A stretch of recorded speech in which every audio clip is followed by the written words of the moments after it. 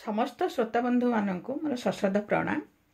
मु आज कर्मकौशल विषय किछि परिवेशन करने को जाउछि। मनीष कर्म करी अर्थ उपार्जन करे और परिवार प्रतिपोषण करे। जी श्रृंखलित जीवन यापन करे संयत भाव ता आचरण में स्थान पाई थाए। न्याय नीति मानविकता एवं विवेक ताहार कर्म विचार में स्थान पाई थाए। सही व्यक्ति समस्त सहित सुसंपर्क स्थापन करी सुख शांति जीवन यापन करिथाए। अहम भाव व गर्व भाव द्वारा व्यक्तिर मानविकता लोप पाई थाए। से अजथारे क्रोधित होता है। जो व्यक्ति अंतरे बाहर जने भल मनीष होबाकू चेष्टा करे से निज भितर थिबा दुर्बलता को जानिया पई चेष्टा करे आ निज भितर जेते से भूल करूछि तार संशोधन करिया पई सर्वदा निजको निरीक्षण करे और ताको त्याग करिया पई चेष्टा करे आ भूल रो संशोधन करिथाए। ता भितर थिबा दोष दुर्बलता को विलोप करिया पई प्रभुंक चरण कमल रे प्रार्थना करिथाए। एहा ही साधारण मनुष्यर कर्तव्य हेबा निज कर्म करबा संगे संगे आमे जदि प्रभुंक सर्वदा माने प्रार्थना करिया सर्वदा माने तुम जितल समय मिलिबो सेतले प्रार्थना करिवो। एपरि कौनसी कर्म नाही जा संपूर्ण भावरे दोष रहित। जेपरि झाड़ू घर ओळेबा बेले क्षुद्राति क्षुद्र जीवंकर हत्या होइथाए। मसला बाटिला बेले क्षुद्राति क्षुद्र जीव मानकर हत्या होइथाए। आमे एमिते चलिला बेले भी आम पादरे भी बेले बेले छोट जीव किछि माने देखा जाउथवा जीव भी बेले बेले मृत्युमुखरे पड़ती। तो एमिते हमर कर्म करू करू केते बेले को प्रकार भूल भी हो जाई थाए। किंतु आम जदि ता स्वाभाविक कर्म होता है ताहले हमको दोष लागे नहीं। ताहा हमको देखा जाए नहीं। से दोषर मुक्ति पाइबा पई प्रभुंक नाम नेले बा क्षमा प्रार्थना कले दोषर मुक्ति मिली थाए बोली आम मानकर विश्वास। प्राइवेट हॉस्पिटल बा क्लिनिक रो डाक्तरंक पाखक रोगी न आसिले डाक्तर बा हॉस्पिटल माने डाक्तर व्यस्त हो जाती और हॉस्पिटल मध्य क्षति होता है। तद्वारा बेसी रोगी आसिले हॉस्पिटल बा डाक्तर रोजगार होता है। हॉस्पिटल मध्य लाभ होता है। एथिरे दोष दुष्ट होइथिले मध्य यह स्वाभाविक कर्म तांकर तेणु ताकू दोष बोली कह जाई परिबो नै। सेमिति मेडिसिन रिप्रेजेंटेटिव तांकर जेते औषध बिक्री हबो डाक्तर जेते औषध लिखिबे कंपनी सेतिक लाभ हबो आ से अधिक दरमा पाइबे। तेणु ए कर्म भी दोषयुक्त बोली आमको देखा जाए। किंतु ताहा तांकर स्वाभाविक कर्म होइथिबारो ताहा दोषयुक्त नुहे बा से माने पाप भागी हुअन्ति नहीं। जेमिति कि शबर मांस बिकाली केउट सापुआ केला एमानक कर्म मध्य दोषयुक्त। किंतु एही परि कर्म से मानकर स्वाभाविक कर्म होइथारु से माने पाप भागी हुअन्ति नहीं। कर्मरत मनीष जदि निजको कर्ता भाव मुक्त करिथाए तेबे जेते निंदित कर्म कले मध्य तार कर्म दोष शून्य होइथाए। गीतार मुख्य जगह महाप्रभु श्रीकृष्ण अर्जुन को कहिसंति जस्य नाहंकृतो भावो बुद्धिर्जस्य न लिप्यते हत्वापि स इमान् लोकान् हन्ति न निबध्यते। जहाँकर मु कर्ता एभली अभिमान नाही जहाँकर बुद्धि कर्मफल रे लिप्त हुए नाही से एही समस्त लोकन को हत्या कले मध्य बध निमित्त पापभागी हुअन्ति नाही एवं हत्या कर्मफल रे मध्य आबद्ध हुअन्ति नाही। जनकर कर्म आउ जनक ठारू श्रेष्ठ कर्म बोली कह जाई परिबो नाही। निजस्व नीति नियम प्रति निजे विश्वस्त होउछि सबुठारू प्रकृत धर्म पालन। निज कर्म प्रति निजे विश्वस्त रहबा निहाती जरूरी। निजस्व नीति नियम प्रति निजे विश्वास हेबा होउछि प्रकृत धर्म पालन।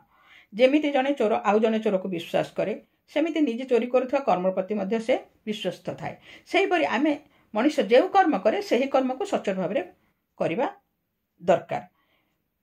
जो व्यक्ति आध्यात्मिकता को पसंद करे बा उत्तम व्यक्ति होगापी चाहूए तार निजस्व नीति नियम थाए और से नीति अनुसार कर्म करए।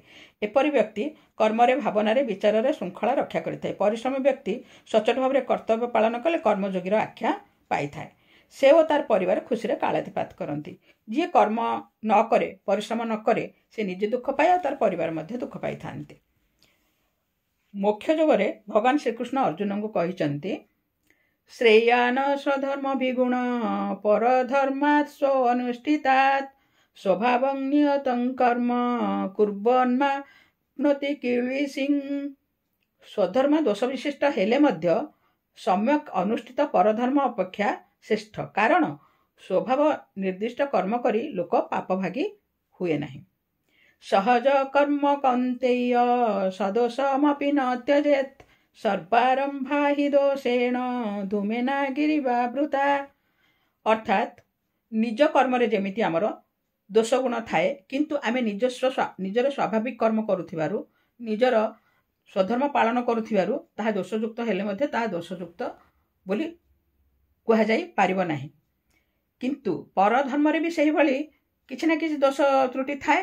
तेणु किंतु आमे जदि परधर्म अनुष्ठित माने करिबा को जिबा परधर्म अनुसार कर्म करिबा ताहेले ताहा मध्ये दोषयुक्त। किंतु परधर्म करिबा हेउची दोष विशिष्ट।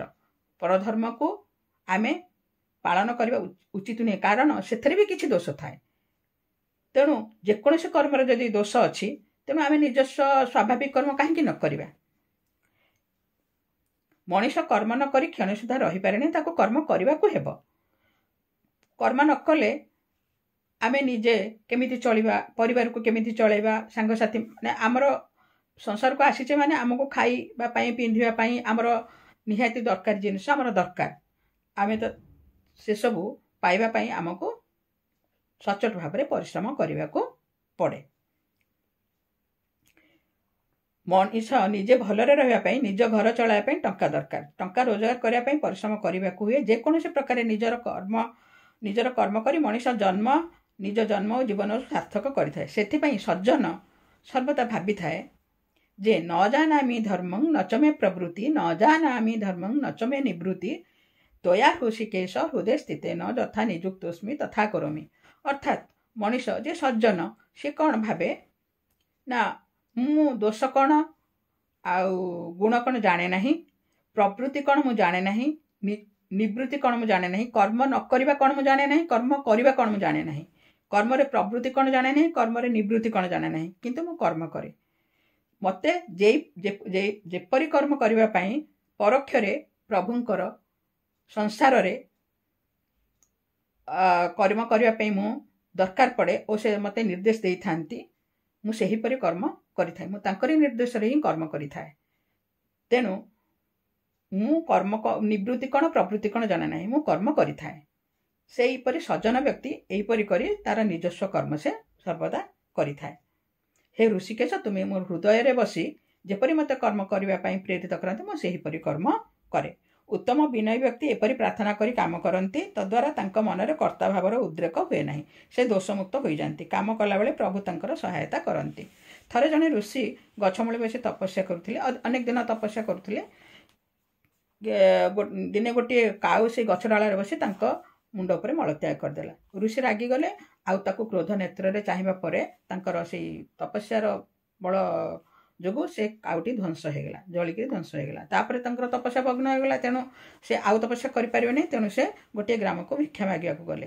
कहले भिक्षांग देई एई समय भीतर प्रतिव्रता कहिले आउ आपण टिके अपेक्षा करंतु मु तापर भिक्षा देबी। पुणी से ऋषि कहे किछि समय परे ऋषि भिक्षांग देई बोले कहले। प्रतिव्रता कहले आपण टिके अपेक्षा करंतु। इमिति 3 थर खंडे हेबारो ऋषि रागी गले। ऋषि रागी करी कहले कि मु तुमको अभिशाप देबी।